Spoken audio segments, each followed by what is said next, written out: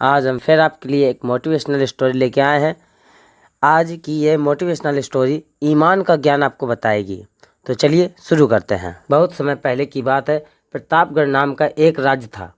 वहाँ का राजा बहुत ही अच्छा था, मगर राजा को केवल एक सुख नहीं था कि उसकी कोई भी संतान नहीं थी, और वह चाहता था कि राज्य के अंदर कोई भी योग्य बच्चा गोद ले ले ताकि उसका उत्तराधिकारी बन सके और आगे की बागडोर को अच्छे ढंग से चला सके। इसी को देखते हुए राजा ने एक घोषणा कर दी कि सब राजमहल में सभी बच्चे एकत्रित हो जाएं, और ऐसा ही हुआ। उसके राज्य के सभी बच्चे राजमहल में एकत्रित हुए। राजा ने सभी बच्चों को पौधे लगाने के लिए भिन्न भिन्न प्रकार के बीज दिए और कहा कि अब हम 6 महीने बाद मिलेंगे और देखेंगे कि किसका पौधा सबसे अच्छा ग्रो कर रहा है। महीना बीत जाने के बाद भी एक बच्चा ऐसा था जिसके गमले में वह बीज अभी तक नहीं फूटा था, लेकिन वह रोज़ उसकी देखभाल करता था और रोज़ पौधे को पानी देता था।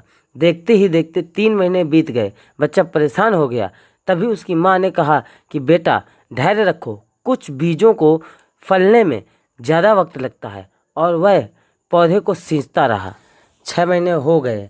राजा के पास जाने का समय आ चुका था, लेकिन वह डरा हुआ था कि सभी बच्चों के गमले में पौधे होंगे और उसका गमला खाली होगा। लेकिन वह बच्चा ईमानदार था और सारे बच्चे राजमहल में आ पहुँचे थे। कुछ बच्चे जोश से भरे हुए थे क्योंकि उनके अंदर राज्य का उत्तराधिकारी बनने की प्रबल लालसा थी। अब राजा ने आदेश दिया कि सभी बच्चे अपने अपने गमले दिखाने लगे, मगर एक बच्चा सहमा हुआ था क्योंकि उसका गमला खाली था। तभी राजा की नज़र उस गमड़ी। उसने पूछा, तुम्हारा गमला तो खाली है? तो उसने कहा, लेकिन मैंने इस गमले में 6 महीने तक देखभाल की है। राजा उसकी ईमानदारी से खुश था कि उसका गमला खाली है, फिर भी वह हिम्मत करके यहाँ आ तो गया। सभी बच्चों के गमले देखने के बाद राजा ने उस बच्चे को सभी के सामने बुलाया और बच्चा सहम गया। राजा उसकी ईमानदारी में खुश था कि उसका गमला खाली है, फिर भी वह हिम्मत करके यहाँ आ तो गया। सभी बच्चों के गमले देखने के बाद राजा ने उस बच्चे को सभी के और राजा ने वह गमला सभी को दिखाया। सभी बच्चे जोर जोर से हंसने लगे। राजा ने कहा, शांत हो जाइए, इतने खुश मत होइए।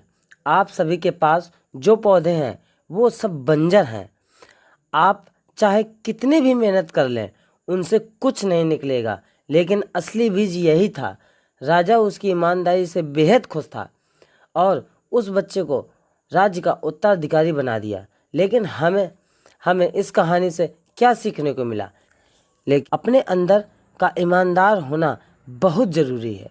अगर आप खुद के साथ ईमानदार हैं तो जीवन के किसी न किसी पड़ाव में सफल हो ही जाएंगे, क्योंकि हमारी औकात हमें ही पता होती है। हम खुद को पागल बनाकर खुद का ही नुकसान करते हैं।